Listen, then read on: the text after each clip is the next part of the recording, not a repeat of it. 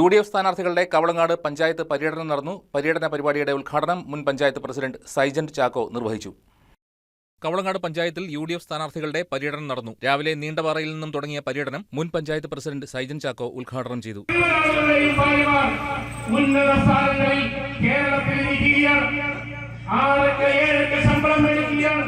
എല്ലാവരും സർക്കാർ സംവിധാനങ്ങളിലാണ്.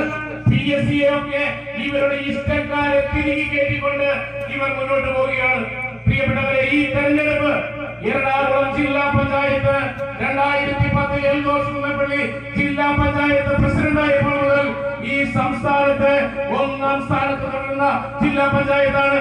UDF മണ്ഡലം ചെയർമാൻ ജയ്മോൻ ജോസ് അധ്യക്ഷത വഹിച്ചു. ചെമ്പൻകുഴി, മണിയൻപാറ, നേര്യമംഗലം, മണിമരുതൻചാൽ, ആവോലിച്ചാൽ, വെള്ളപ്പാറ, തലക്കോട്, അള്ളുങ്കൽ, പുത്തൻകുരിശ്, തേങ്കോട് തുടങ്ങി കവളങ്ങാട് മണ്ഡലത്തിലെ വിവിധ സ്ഥലങ്ങളിലൂടെ പര്യടനം ഉച്ചകഴിഞ്ഞ് പെരുമണ്ണൂരിൽ സമാപിച്ചു. UDF നേതാക്കളായ Babu Elias, AC Rajasekharan, KM Aliyar, Babu Paul, Varghese Konnanal, Lino Thomas, Mamachan Scaria, VP George, Sandhya Jaison തുടങ്ങിയവർ സംസാരിച്ചു. News desk KCV news.